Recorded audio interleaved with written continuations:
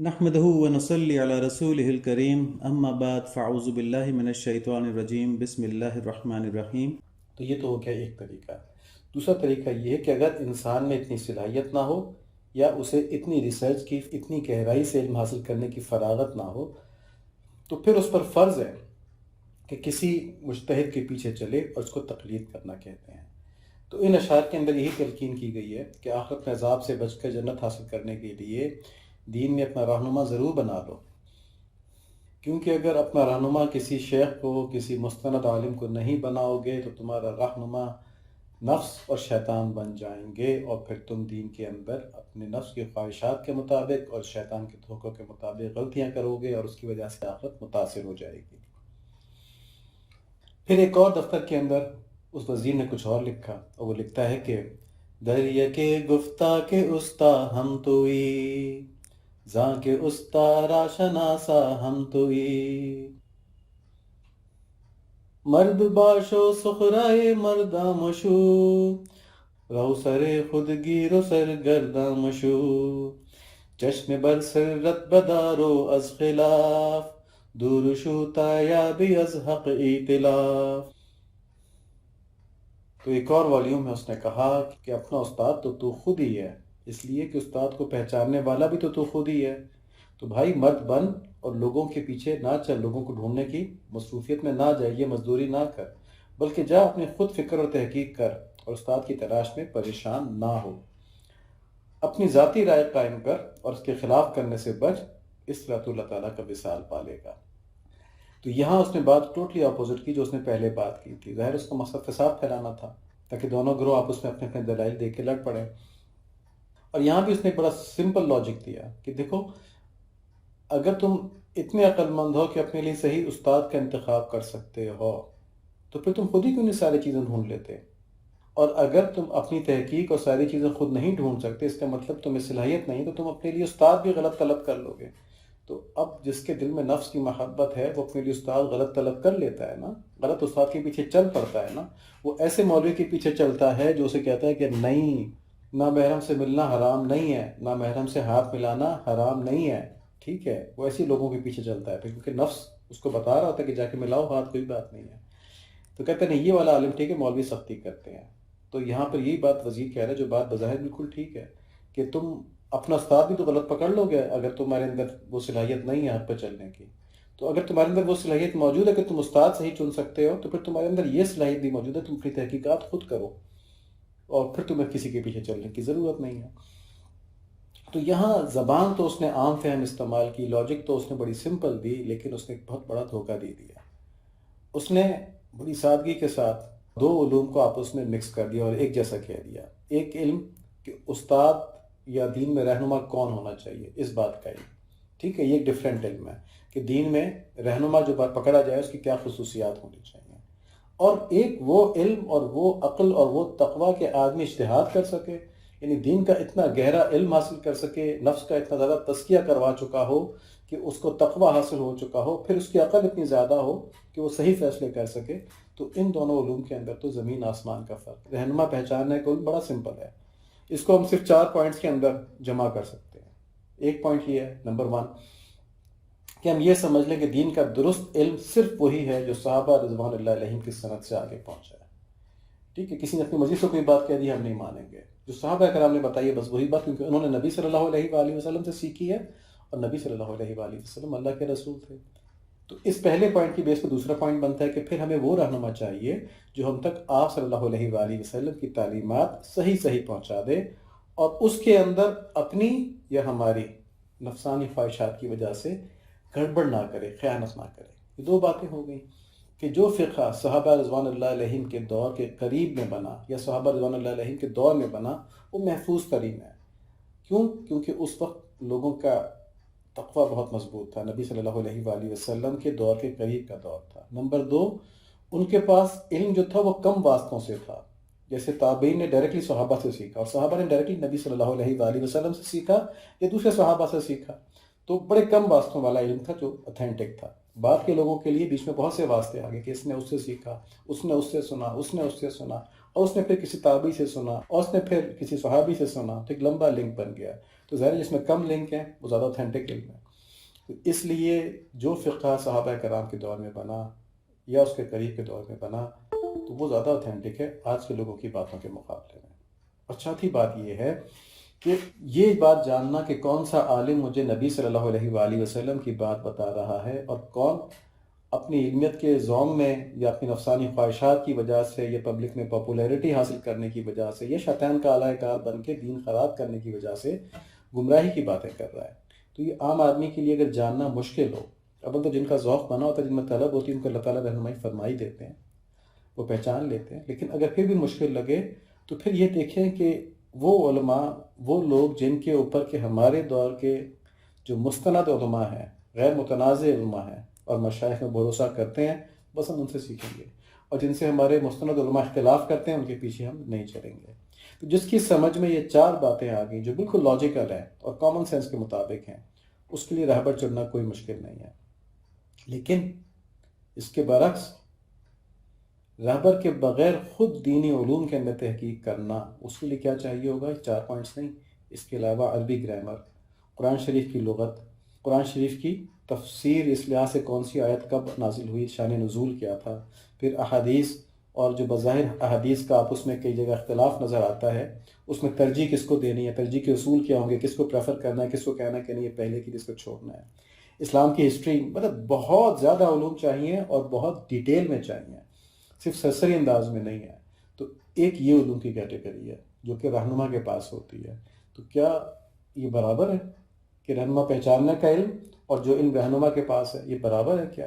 پھر کیا رہنما جتنا تقویٰ بھی موجود ہے؟ کیونکہ رہنما پہچاننے کے علم میں اتنا زیادہ تقویٰ نہیں چاہیے، ٹھیک ہے، لیکن دین کی باتوں کو نکالنے کے لیے بہت زیادہ تقویٰ چاہیے، مکمل نفس کا فنا چاہیے جو بالکل آدمی کو خیانت نہ کرنے دے. تو کیا یہ چیزیں موجود ہیں؟ تو یہاں اس نے وزیر نے کنفیوز کر دیا. تو اس کے سمری کیا بھی خلاصہ کیا ہوا کہ دین میں کسی رہنما کو چننے کے لیے بس اتنی سمجھ چاہیے کہ جس کو میں رہنما چن رہا ہوں وہ مجھے قرآن اور سنت کی باتیں بتا رہا ہے، اپنی مرضی کی تشریحات نہیں کر رہا. اس کے مقابلے میں خود مجتہد بننے کے لیے ایک طویل سفر چاہیے، ایک بڑا ذوق چاہیے، ایک عمر چاہیے اور ایک ماحول چاہیے جس میں کہ آدمی ساری چیزوں کو سیکھ سکے. اس میں ظاہر ہے پھر دنیاوی کام جو ہے، دنیاوی مشغولیات، وہ بالکل ضرورت کے تحت لانی پڑیں گی. پھر وہاں پر یہ نہیں ہوا کہ ہمارا بزنس بھی بہت چل رہا ہو، ہم کوالیفیکیشن بھی بہت زیادہ کر رہے ہوں اور ساتھ میں اپنے آپ کو دین کا ایکسپرٹ بھی سمجھ رہے ہوں، ٹھیک ہے. پھر ہمیں وہ رسوخ حاصل نہیں ہوگا جو ہمیں دنیاوی علوم کے اندر رسوخ حاصل ہے، کیونکہ ہم نے اپنی انرجیز اور اپنی صلاحیتیں دنیاوی علوم کو دی ہوئی ہیں. تو یہاں تک ہم نے یہ دیکھ لیا کہ کس انسان کو رہنما چننا چاہیے اور کون وہ لوگ ہیں جو مجتہد ہو سکتے ہیں، جو اپنی زندگی کو مکمل طور پہ دین کے لیے وقف کر دیں اور ان کے اندر وہ عقلی صلاحیت بھی ہو اور تقویٰ بھی ہو. اب یہاں پر ایک اہم بات سامنے آتی ہے کہ ہم میں سے کتنے لوگ ہیں جنہوں نے کہ کسی کے پاس جا کے دین کے بارے میں کوئی سوال پوچھنے کی ضرورت کبھی محسوس کی ہو. اگر تو اس کا جواب یہ کہ ہم کرتے ہیں تو بہت اچھی بات ہے، پھر ہم صحیح ڈائریکشن پہ جا رہے ہیں. اور اگر یہ اس طرح سے ہے کہ نہیں یار ہمیں کبھی ضرورت محسوس نہیں کہ کسی کے پاس جا کے پوچھیں، تو یہ اس بات کی علامت ہے کہ ہم اپنی آخرت کی طرف سے لاپرواہ ہیں. دیکھیں اس بات کو ایک مثال سے سمجھیں کہ جب ہم کسی ریسٹورنٹ کے اندر کھانا کھانے جاتے ہیں تو ہم پہلے معلوم کرتے ہیں وہاں کا کھانا کیسا ہے. تو کھانے کا ایک مین کورس ہوتا ہے، مین ڈشز ہوتی ہیں اور کھانے کے ساتھ چٹنیاں بھی ہوتی ہیں، ٹماٹو کیچپ بھی ہوتا ہے. تو کیا کبھی کسی ریسٹورنٹ میں کوئی اس لیے گیا ہے کہ وہاں کا ٹماٹو کیچپ بہت اچھا ہوتا ہے اور کھانے کے بارے میں پتہ نہیں اچھا ہوتا ہے یا نہیں ہوتا، ٹھیک ہے. تو ٹماٹو کیچپ کی ایک سیکنڈری حیثیت ہوتی ہے، آدمی کہتا ہے کھانا بہت اچھا ہے تو بس اس والے ریسٹورنٹ کے پہ جانا ہے. ہاں وہاں کیچپ اچھا بھی ہوتا ہے یا کیچپ اچھا نہیں ہوتا، اس کی پرواہ نہیں ہوتی. تو جن لوگوں نے اپنی زندگی کے اندر دین کو ٹماٹو کیچپ کی حیثیت دی ہوئی ہے، انہیں تو کبھی فکر نہیں ہوگی کہ ہم صحیح پہ چل رہے ہیں برے پہ چل رہے ہیں. کہتے ہیں بس اللہ معاف کرنے والے ہیں، اللہ قبول کرنے والے ہیں. حتیٰ کہ لوگ وضو بھی مکمل نہیں کرتے، ٹھیک ہے، لوگ وضو بھی مکمل نہیں کرتے، کہتے ہیں اللہ معاف کرنے والے ہیں، اللہ قبول کرنے والے ہیں. معلوم ہی نہیں کرتے کہ وضو کے فرائض کیا ہیں، ٹھیک ہے. تو ان لوگوں کو کبھی علماء سے پوچھنے کی ضرورت نہیں محسوس ہوتی. وہ کہتے ہیں بس جتنا علم ہے اللہ تعالیٰ نے دیا وہ اتنا ہی کافی ہے. وہ دین کو ٹماٹو کیچپ کی حیثیت دیتے ہیں اور دنیا کو مین کورس کی، اس پہ پوری، اس میں نہیں کرتے یہ کہ جی اللہ تعالیٰ رزق دینے والے ہیں. تو رزاق تو اللہ ہی ہے نا، اللہ تعالیٰ بتاتے ہیں میں رزاق، اس میں نہیں کہتے، ٹھیک ہے. اس میں کہتے نہیں ہم نے خود کوشش کرنی ہے، ایک ایک سے پوچھتے ہیں، بڑے باریکیوں میں جاتے ہیں. اور جن لوگوں نے دین کو اپنا مین کورس سمجھا ہوتا ہے اور دنیا کو ٹماٹو کیچپ سمجھا ہوتا ہے، تو وہ دنیا کے لیے ضرورت کی حد تک تو محنت کرتے ہیں، لیکن انہیں یہ فکر نہیں ہوتی کہ اگر کوئی ایسا نہ ہو کہ کوئی انویسٹمنٹ اپورچونٹی مجھ سے مس ہو جائے اور میں اس میں پروفٹ نہ لے سکوں تو بڑا نقصان ہو جائے گا میرا. وہ کہتے ہیں بس میرا گزارا دنیا کا چلتا رہے، ضروریات پوری ہوتی رہیں، جو اللہ تعالیٰ نعمتیں دے رہے ہیں ان کو میں استعمال کرتا رہوں، لیکن میرے دین میں فرق نہ آئے. تو اس کے لیے بھی زیادہ محنت کرتے ہیں، لوگوں کے پاس جاتے ہیں، دین سیکھتے ہیں، فرض عین درجے کا علم حاصل کرتے ہیں. فرض عین درجے کا علم کیا ہوتا ہے کہ جو ہماری روزمرہ کی زندگی اس میں ہم حرام سے بچ جائیں اور حلال کے اوپر چلتے رہیں. یہ فرض عین درجے کا علم ہے جو سب کے لیے حاصل کرنا فرض ہے. تو یہاں پہ ہم نے ایک بات دیکھی کہ ہم نے اپنے دین کو ٹماٹو کیچپ نہیں سمجھنا، مین کورس سمجھنا ہے. اب ایک دوسری بات ہے کہ آج کل لوگوں کی ایک بڑی تعداد یہ بھی کہتی ہے کہ کسی مولوی کے پیچھے چلنے کی ضرورت نہیں. مولوی کو ایک ڈیروگیٹری لفظ بنا دیا، یہ ہم یہ لفظ استعمال نہیں کرتے. مثلا جو مسجد میں اذان دیتا ہے اس نے بے شک دین کا علم حاصل نہیں کیا، وہ اذان دینا اس کو آتی ہے، اس کو مولوی کہہ دیتے ہیں نا. تو اس وجہ سے علماء کو بھی ہم سمجھتے ہیں کہ یہ بھی ایسے انہیں کچھ نہیں پتا. تو علماء سے ہماری مراد وہ ہیں جنہوں نے دین کا اوتھینٹک علم حاصل کیا ہوا ہے اور وہ اس پر عمل بھی کرتے ہیں اور ان کا تقویٰ بہت زیادہ ہے. تو ان کو ہم علماء کرام کہتے ہیں، ان کو مشائخ کہتے ہیں. تو جو لوگ ان کی طرف سے متنفر ہوتے ہیں کہ نہیں بھی ان کے پیچھے چلنے کی ضرورت نہیں، اصل میں ان کے ذہنوں میں بھی آخرت کی اہمیت کی کمی ہوتی ہے، اور اس وجہ سے ان کا نفس انہیں دو طرح دھوکہ دیتا ہے. ایک تو یہی کہ دین میں کوئی مشکل نہیں ہے، دین اللہ تعالیٰ نے آسان بنایا ہے. یہ تو علماء کرام نے، مولویوں نے مشکل کر دیا، ورنہ اتنی بہت سی مشکلات ہیں نہیں، اتنی بہت سے حرام حلال کے مسائل ہیں نہیں. وہ یہ بات نہیں سمجھتے کہ شریعت پر چلنا انہیں اپنے نفس کی سرکشی کی وجہ سے مشکل لگتا ہے. ویسے وہ مشکل نہیں ہے. اگر آدمی کا نفس جو ہے وہ اللہ تعالیٰ کی اطاعت کے لیے راضی ہو چکا تو پھر دین کے اوپر چلنا بالکل مشکل نہیں ہے، بلکہ اللہ تعالیٰ کی محبت اگر حاصل ہو جائے تو دین پر چلنا بہت آسان ہے. دوسری بات کیا ہے، وہ کہتے ہیں کہ آخرت بچانے کے لیے کچھ ضروری نہیں کہ ہمیں کسی کے پیچھے ہی پوچھ کے چلنا ہو. ہم خود بھی دین کا اتنا علم حاصل کر سکتے ہیں کہ اپنی زندگی کے روزمرہ کے فیصلے خود کر سکیں. تو ٹھیک ہے، تو اگر اس درجے کا فرض عین علم حاصل کر لیا ہے تو بس کافی ہے، انشاءاللہ جنت میں چلے جائیں گے. مگر یہ فرض عین علم حاصل کرنے کے لیے کسی کے پاس تو جانا پڑے گا، کسی سے سیکھنا تو پڑے گا. اس رویے کو بھی ہم ایک مثال سے سمجھتے ہیں کہ کسی بڑے جسمانی مرض کے علاج کے لیے ہر انسان بہترین ڈاکٹر کی طرف رجوع کرتا ہے، کیونکہ جو بڑا مرض ہوتا ہے نا، جیسے خدا نخواستہ کینسر ہو گیا، ٹی بی ہو گئی، ہارٹ ہو گیا، تو یہ زندگی موت کا مسئلہ بھی بن سکتا ہے. اور اگر یہ زندگی موت کا مسئلہ نہ بھی بنے تو کم سے کم شدید تکلیف میں آدمی کو مبتلا کر سکتا ہے.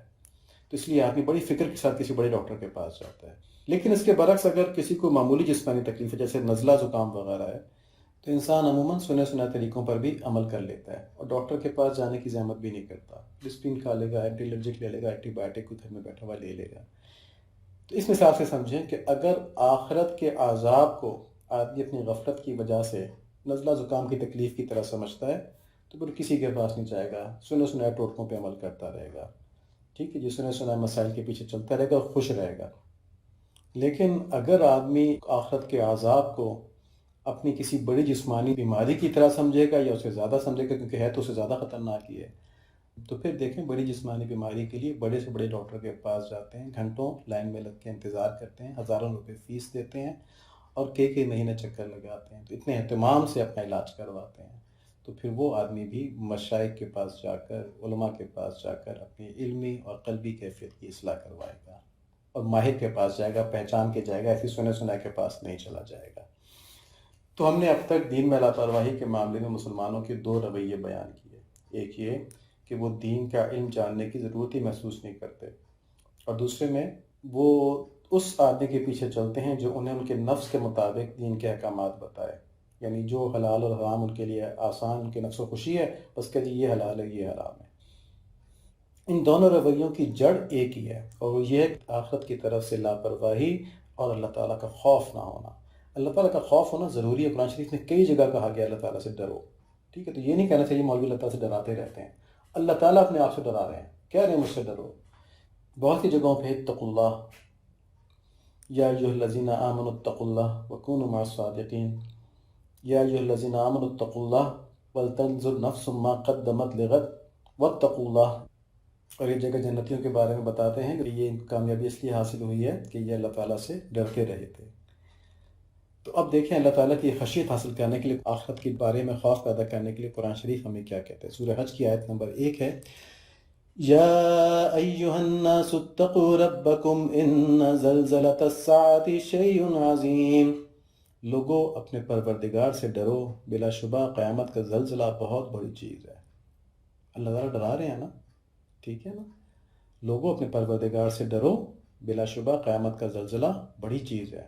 تو اپنے آپ سے بھی ڈرا رہے ہیں، قیامت سے بھی ڈرا رہے ہیں. سورہ تحریم کی آیت نمبر 6 ہے، یا ایہا الذین آمنوا قوا انفسکم وأهليكم نار وقودها الناس والحجارة عليها ملائكة غلاظ شداد لا يعصون الله ما أمرهم ويفعلون ما يؤمرون.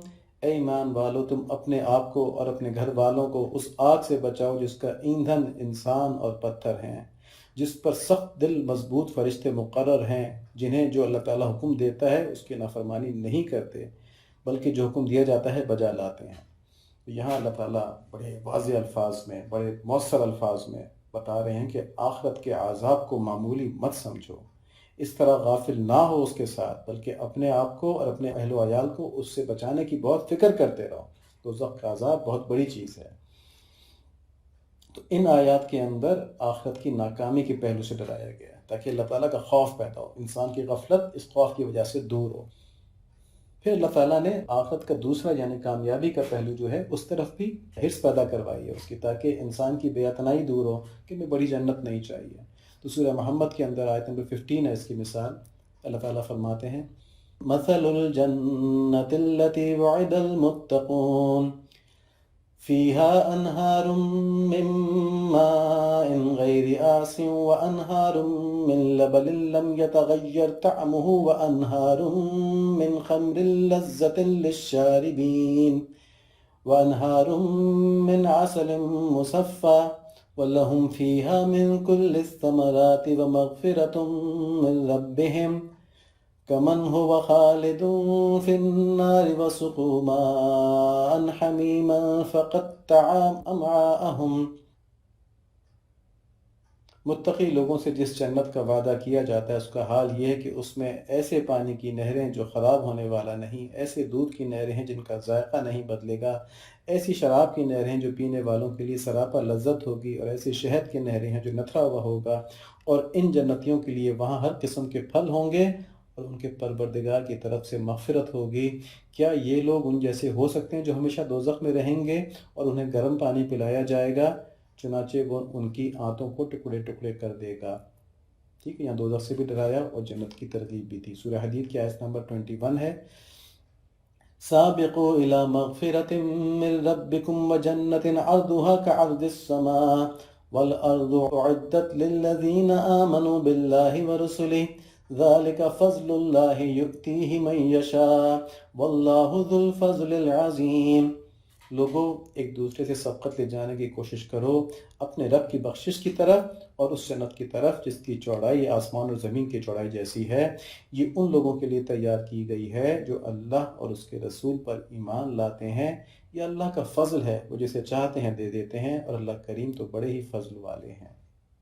تو دیکھیں اللہ تعالیٰ کی طرف سے ہمیں بڑے مؤثر انداز کے اندر دوزخ سے بچنے کی، جہنم سے بچنے کی اور جنت کی حص کرنے کا فرمایا گیا ہے. تو اس پرزور انداز تکلم سے یہ بات ثابت ہو جاتی ہے کہ آخرت کا عذاب نزلے زکام کی طرح نہیں ہے. یہ بہت اہم چیز ہے، یہ ہماری زندگی کا اہم ترین مسئلہ ہے، کیونکہ آخرت کے عذابات بھی لامحدود ہیں، انعامات بھی لامحدود ہیں. بہت ہی ہائی اسٹیک چیز ہے یہ. تو زندگی کے اندر کسی بھی چیز کے اسٹیکس اتنے ہائی نہیں ہیں، اتنے بلند نہیں ہیں. کسی بھی چیز کی اہمیت اس سے زیادہ نہیں ہے کہ ہم آخرت میں اللہ تعالیٰ کے حضور کامیاب ہو جائیں، اللہ تعالیٰ ہمیں اپنے فضل سے جنت کے اندر ڈال دیں. اس سے بڑھ کے کوئی کامیابی نہیں ہے. اس کے لیے کوئی زندگی ہماری وقف ہو جائے تو زندگی کارآمد ہو گئی. تو ان آیتوں سے، ان باتوں سے انشاءاللہ ہم سب کے دلوں میں اللہ تعالیٰ آخرت کی طرف بڑھنے کی لگن پیدا فرمائیں گے. لیکن یہ بڑھنا کس طرح ہے، یہ راستہ بھی اللہ تعالیٰ بتلا رہے ہیں. سورہ شعراء کی آیت نمبر 131 ہے، فَاتَّقُوا اللَّهَ وَأَطِیعُونِ. ایک جملے میں فرما دیا اللہ تعالیٰ نے سب کچھ، کہ اللہ تعالیٰ فرماتے ہیں مجھ سے ڈرو اور رسول صلی اللہ علیہ وآلہ وسلم کی پیروی کرو. یعنی اللہ تعالیٰ سے ڈرو اس لحاظ سے کہ آخرت کا عذاب بہت سخت ہے اور جنت بہت بڑی چیز ہے. تو اللہ تعالیٰ کی ناراضگی سے ڈرو. اب ڈر گئے تو کیا کرنا ہے؟ کامتے نہیں رہنا ہے، کام کرنا ہے. اور کام کس طرح کرنا ہے؟ نبی صلی اللہ علیہ وآلہ وسلم کی پیروی کرو. تو اب اس بات کے بعد ہر عقل مند انسان جس کے اندر اللہ تعالیٰ سے ڈر پیدا ہو چکا ہے، اس بات کو لازمی سمجھے گا کہ مجھے صرف وہی دین کا علم چاہیے جو آپ صلی اللہ علیہ وآلہ وسلم کی تعلیمات ہوں اور وہ محفوظ ترین طریقے سے مجھ تک پہنچاؤ، ٹھیک ہے؟ اور اس معاملے میں وہ ذرا سا بھی رسک نہیں لے گا. یہ نہیں کہ فلاں کی بات اچھی لگتی ہے، فلاں کی اچھی لگتی ہے، کہ اگر کس کی بات صحیح ہے تو جو ماہر ہیں اس فیلڈ کے وہ کیا کہتے ہیں کس کی بات صحیح ہے، اس کی صحیح ہے کہ اس کی صحیح ہے. نامحرم سے ملنا بلا ضرورت حرام ہے کہ حلال ہے، کس کی بات معلوم ہے، اس میں رسک نہیں لے گا، کیونکہ یہ معاملہ نزلے زکام والا نہیں ہے، یہ کینسر والا معاملہ ہے، بلکہ اس سے بھی بڑھ کر ہے. اسی لیے کہ وہ سمجھے گا کہ میرے اوپر کسی ماہر کی تقلید کرنا بہتر ہے. اب اٹکل پچو نہ کروں، اپنی باتیں نہ چلاؤں. اللہ تعالیٰ ہمیں صحیح کاروں پہ ان چیزوں پر عمل کرنے کی توفیق نصیب فرمائے. اللہم آمین بحرمت النبی الکریم علیہ وعلی آلہ الصلاۃ والتسلیم.